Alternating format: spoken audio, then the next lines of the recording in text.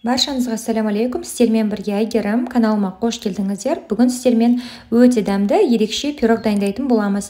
Міндетті түрде видеоның соңына дейін қарап, каналыма тіркеліп, қоңырауша белгісін басуды ұмытпаңыздар. Ең бірінші алдын ала елден өткізіп алған ұнымызды саламыз, үстіне сары майымызды саламыз. Мендегі сары май жұмсақ, егер сіздерде қатып тұрған сары май болса, үккіштің көмегімен өткізіп алсаңыздар болады. Менің сары майым жұмсақ болғандықтан, солайынан қолымыздың көмегімен ұнтақтар жасауға кірісіп жатырмын, яғни крошкалар жасайтын боламыз. Одан кейін бір ас қасық қопсытқыш саламыз, қантымызды саламыз.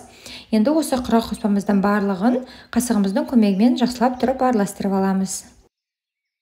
Алдын ала жұмыртқаның сарысы мен ақуызын ажыратып алу керек болады. Жұмыртқаның сарысын біз пирогтың қамырын жасауға қолданамыз. Жұмыртқаның міне сарысын салдық. Енді қолымыздың көмегімен солайынан қамыр илеп аламыз. Міне біздің қамырымыз дайын болды, сонда жұп-жұмсақ қамыр дайын болуы керек. Енді қазір біз осы қамырымызды формамызға орналастырамыз. Мен кольцо қолданып жатырмын. Форма диаметр 24 см. Біздің қамырымыз жұмсақ болғандықтан қолымның көмегімен осылайынан барлығын толықтай басып орналастырып шығамыз. Одан кейін шеткі жақ бөліктеріне бортиктарын, яғни шеттерін осылай шығарып шығамыз. Одан кейін біз шанышқының көмегімен осылайынан тесіктер жасаймыз, және де жанын осылайынан шанышқымен басып форма жасаймыз. Одан кейін артық қисық болып тұрған жерлерін осылай кесіп алып тастаймыз.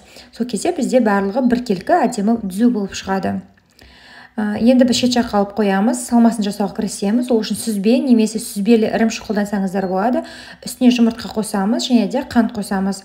Осы барлық қоспаны миксердің көмегімен миксерлеп аламыз. Егер миксер болмай қалған жағдайда шанышқының көмегімен жасауға да болады. Шанышқымен де араластырып алсаңыздар, яғни болады. Міне біздің салмамыз дайын болды. Енді қазір формамызға орналастырамыз. Барлығын толықтай осы формаға салып шығамыз. Одан кейін алдын ала қызып тұрған пеште 180 градуста осылайынан біз 30 минут пісіріп аламыз. Міндетті түрде пештеріңіз, яғни духовкаларыңыз алдын ала қыздырып алыңыздар. Біздің пирогымыз піскенше үстіне салатын безесін дайындаймыз. Ол үшін жұмыртқаның ақуызы және де қант салып жақсылап тұрып миксерлейтін боламыз. Бізде безе жасаған кезде ыдысымыз және де миксеріміз құрақ болуы керек, ешқандай да су болмауы керек. Сол кезде жақсы ағарып көпіретін болады. Міне біздің беземіз дайын болды. Енді қазір мен кондитерлік қапқа салатын боламын. Осындайынан кондитерлік қап және де насатканы қолданамыз. Үлкенірек келген насатқа алсаңыздар болады. Одан кейін өзіңізге ыңғайлы болатын ыдысқа салып алсаңыздар болады, ұзынша келген. Одан кейін беземіздің барлығын осыған салып шығамыз. Енді біз пирогымызды 30 минутта пісіріп алдық. Енді үстіне осылайынан иректер жасап шығамыз. Қалаларынша ирек жасаңыздар болады. Толықтай бетіне барлығын орналастырып шығамын. Беземізді орналастырғаннан кейін 170 градуста қайтадан 20 минутта пісіріп аламыз. Сол кезде бізде осы үстіндегі безесі сарғайып, қоңырлану керек. Міне осындай болған кезде алсаңыздар болады.